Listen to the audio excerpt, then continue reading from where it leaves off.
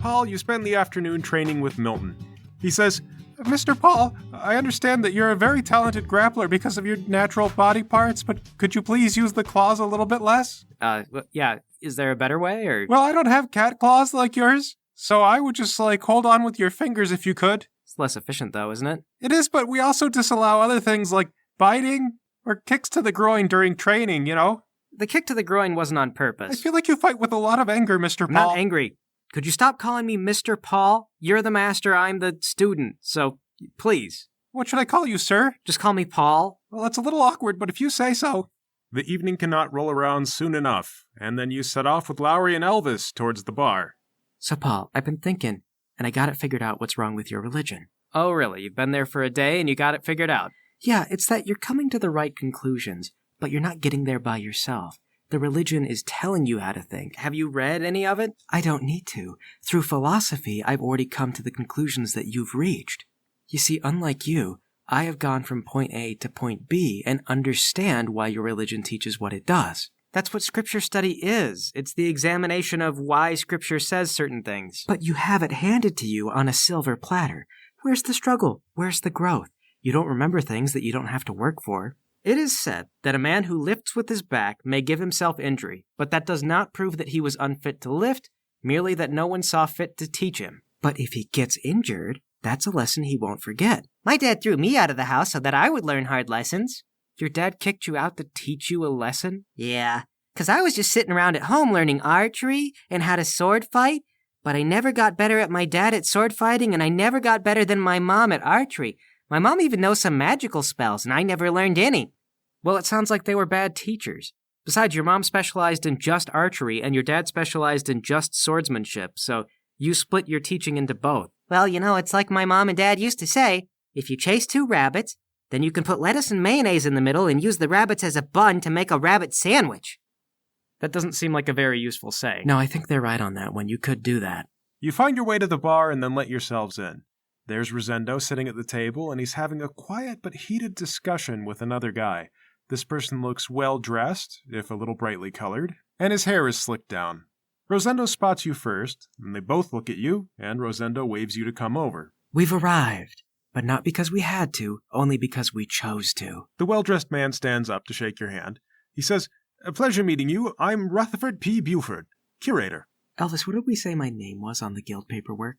Tiffany. I'm Tiffany. I'm Elvis. Ah, yes, of the Adventureman family name. Yeah, but I think they disown me. Oh, that's a shame. We knew Mr. Adventureman had a son, but we don't hear much about him. That's because I am a shame. Rosendo says, "Don't let it get you down, kid. I've only seen your father a couple times, but the guy only talks about business and adventure, really." He's also got some really keen ideas about rabbits, apparently. Rosendo points to Paul.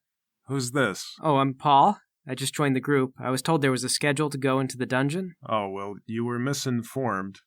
Let's not be too hasty there, Rosendo. I'd like to go in there again. You've seen everything that there is to see. We brought out the whole skeleton. You've looked the area over. Well, you know how meticulous the curator order likes to be. If I don't turn over every stone, they're going to ask me why not.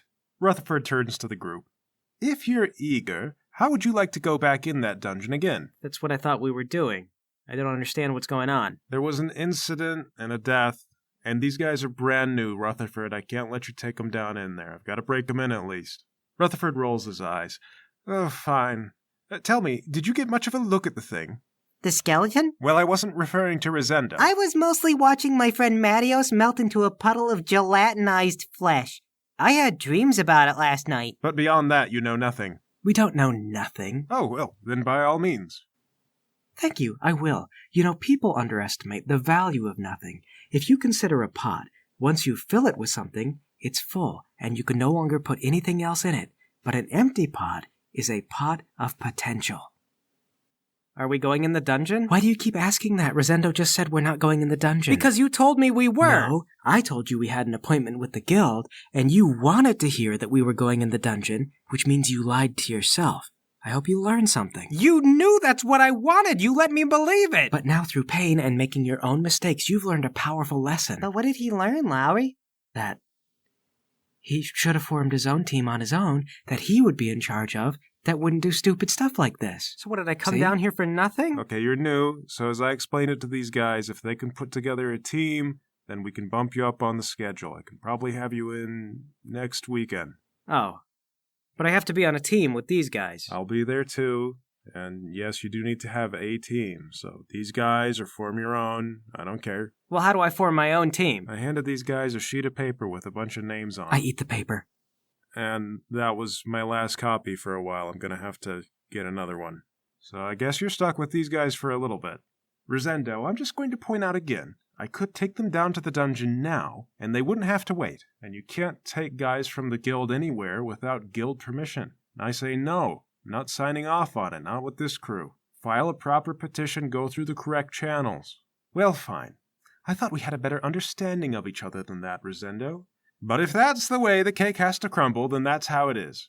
Well, then I suppose this is goodbye. Thank you for your time, gentlemen. Rutherford sees himself out. So was that it? Was that the questioning? Was there anything you wanted to add? How much space do you have in your report? Would you like to add anything materially relevant to the incident? Define materially relevant. I thought we were in big trouble. You guys are in big trouble? Why didn't you tell me you were in big trouble? Because then you wouldn't want to hang out with us? You're not in big trouble. I choose to believe that you guys hooked up with someone who had more experience and thought they could shake the rules, and you paid a steep price for it. If you still want to go in the dungeons after all that, then I guess you're gonna find a way in. It'd be better if you do it according to the rules than making your own way, so I forgive it whatever happened. We don't need your forgiveness. Well, you have it regardless. I appreciate it, though. Thank you. Elvis, remember what we talked about where it doesn't matter what other people think of us? But I thought we agreed that other people can cut us off from opportunities by having a negative opinion of us. Adventuring is a stupid profession, Elvis. I'm not worried about whether or not we're cut off from opportunities to go down in a dungeon and be shot. But I am, though. Enough for both of us. Was I in any kind of trouble for joining this group? I don't even know you, and I just said I absolved the group. No one's in trouble. I mean, I'm sorry, but this is my first day. I bet your religion didn't prepare you for this, did it? My religion is not in question here. It's not a guidebook for how to handle psychotic lizard people. I am not psychotic. I'm enlightened. Well, when could I next get in the dungeon if I don't work with these guys? A month, maybe 2. Oh my, we're not even gonna go in the dungeon But we again. learned so much from last time, Lowry. You learned all the wrong lessons. Okay, I've changed my mind. Can we go deeper? You want to go deeper than the first level? My friend apparently needs a much louder wake-up call. Okay, there's a system. Welcome to the guild. Let me explain the system. So you can go deeper down if you've proven yourself and someone will vouch for you higher up in the guild. It's kind of a nepotistic system, I'm going to be honest. There's not really a meritocracy, but if someone says, hey, this guy can handle it, then you can go down. Well, who decides that? Is it you? Yes, I could decide to let you down in the second level if I see that you're performing at that level. And what if your opinion didn't matter? Well, if I had wheels, I'd be a wagon. My opinion does matter. So if we make you angry, we can't go deeper down. I mean, not necessarily. I'm not the last wall. There's other groups that you could join that have clearance to go deeper, but you can't just go in. All right, it needs to be a job. You need to fill out the paperwork. There's a bunch of bureaucracy. Oh, that's why you're always in the bar. 'Cause of the bureaucracy. Could you eat some peanuts and shut up, maybe? Will you give me your peanuts? Yes, take them. Munch on these. Okay, there's a field of magic inside the temple. The deeper down you go, the stronger the field gets. That means the things that get summoned out are bigger, stronger, not always necessarily worth more money to hunt. That's why we stake it out. We figure out how long it takes for the pillars to regenerate. We go down there only at specific times. We hunt the things, and then we mark it down. This entire temple sounds like an edifice to the decadence of modern living. I don't know what you're talking about. Obviously. Now, there are rumors that people sometimes intentionally disappear down in the lower levels of the dungeon. They are not true. We do not intentionally lose anyone down there. You get me? If someone vanishes, there is loads of paperwork to do, and it is done by me mainly. I am not going to take you down there if I don't think you're all going to come out alive, and if I don't think you can work together. Do you understand me? Sir, I am a trained monk. I've patiently withstood many rigors. I can work with anyone you were just give me. asking to switch groups. I mean, some groups would be easier than others. You know what? You need to stay in our group. You obviously have a lot to learn, too. You will learn so much in this group. I'm going to learn how many strikes it takes to knock out a lizard. That's what I'm going to learn. Do you see him? He can't work with us. Okay, fine. Maybe he can. No, I can work with them. I can. Fine, maybe you can. Work it out. But do people ever get, let down into the dungeon if maybe they're not that prolific of a fighter? No. If you're not able to handle yourself, you are not going down. Not on my watch. But are there circumstances, I told you no. I mean, not unless you're a researcher or something. You're being escorted, but that's a job you pay for, not one you get paid for. Okay. So we could go deeper down if we became connected to wealthy higher-ups. Yes! Did you not hear me telling you this whole thing was kinda nepotistic? So we could go down as part of an expedition group. I mean, if we knew someone. Yes, if you know someone with money and probably in the curator group, then you could go down with a curator group and us as your bodyguards. As a priest of the god of punching someone in the face, what kind of academic knowledge do you have? He's not the god of punching people in the face. Gosh, I'm really looking forward to going down in the dungeon again. Well, it has truly been a nightmare talking to you guys, so if you could come back next week at around this time, I will get you down in the dungeon and we will see what you can actually do, okay? All right, thank you, sir. You will not be disappointed. But if you are, we don't care about your opinion. Oh, and one more thing. Do not accept any job from anybody unless you clear it with me and you get all the proper paperwork done. If you take a job into the dungeon and the guild does not know about it, they will come for you. There will be fines, there will be jail time, okay? The head of the guild is on the city council. He can talk directly to the governor. They take it very seriously. Oh, what will the governor do? Squander my tax money? Oh, wait, I don't pay any. You've been warned. I feel like I've done as much as I can and more. My dad always used to say that after you've given 110%, there's always 10% more hidden deep down if you can surpass your own limits. And if you unlock that, then that becomes your new 100% and you'll permanently be stronger. Well, far be it from me to question Timothy Adventureman, but do you guys have anything else or can you go away? I'd like to go back to drinking and filling out papers. No, sir. I believe if you work hard, you can do 10% more papers than last time. He glares at you, gets out some of his papers, starts to go back to work. He looks up and sees you're being 100% honest and doesn't know what to say to that, so he just goes to work. Okay, guys, let's go outside. Well, Paul takes you outside, and there you are. Lowry, why did you eat that paper with all the names on it that said who was looking for groups? Paul, I don't know if you're aware, living in dogmatic ignorance as you are, but I cannot read. I actually didn't know that. I've gone my whole life not knowing how to read, and I'm not about to start now. And neither should you. I think we make a really good team. How do you figure, Elvis? Well, I'm the muscle, and you're the muscle, and Lowry's the muscle. That's 3 muscles. That's a lot of muscle. I'm the brains, thank you. Lowry, you're 9 feet tall and very muscular. You can be smart and muscular, you know. You don't have to choose one or the other. Didn't earlier you tell me that I should be focusing on just one thing at a time, and if I chase 2 rabbits, I can turn them into a sandwich? I mean, yes. But Glute encourages the development of everything, mind, body, and soul. That is 3 things. Well, they're connected. They're all kind of the same thing. It's written that they are the same. All you really need to develop is the mind, and then you can reason out the best ways to develop your body. It follows. That's exactly what the scripture says. But of course, you guys probably have it all wrong. I'm not going to argue scripture with someone who hasn't read it. Forget about it. Let's just go home. Do we still get to stay at the temple? I like the temple. Yes, if you keep doing work and you're not openly disparaging towards the faith, then you can stay. I don't care about the opinion of the temple. But Larry, they give us eggs and bacon. But that there is a material kind of burden. Explain that, Mr. Dogma. Your body is made of material stuff, and it's a temple worshipping the god of the body? But see, there you go. The body's not material stuff. It's more vague than that. Well, go without eating then. See how long mind, body, and soul last like that. If you did, to stay true to your convictions, you would die a nobler soul. You know, I would argue with that.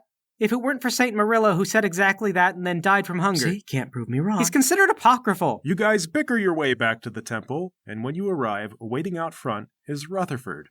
See, the problem is you keep looking to scripture for answers, but there's not a scripture for every The priests of little thing. Glute spend their entire lives trying to poke holes in and understand the scripture. You know, you're not so smart just because you come up with a few clever ideas. I don't mean to interrupt the philosophical argument, gentlemen, but this was the only address listed among the 3 of you, and I was hoping that we could have a reasonable conversation somewhere outside the purview of Rosendo, who is a stick-in-the-mud at best. Sir, Rosendo told us to just say no to employment. Rosendo said to clear it with the guild. Do you know who hires the guild when they're not being self-employed? Yours truly. The curator organization is the only one with funding and interest to go deeper in that dungeon for reasons besides plunder. I think the threat of lawsuits were mentioned, and none of us can afford a lawyer. There's no such thing as lawyers. They're about as real as wizards. All I want to begin with is a more frank discussion but off the books. You think I was satisfied just hearing that you watched the skeleton melt your friend? I found that very dissatisfying. Myself as well. That type of thing hasn't really happened before, and I'd like to find out why. The dungeon is stupid. Wait, are you planning on going deeper in? As deep as we have to go, but probably no further than the 5th level. But I've said too much. It's illegal. I can't deny that. Which is why the job would pay an amount considerate of the risks. I don't want your money. And I can't accept it. You can't take... Well, then why are you going in the dungeons? Nothing.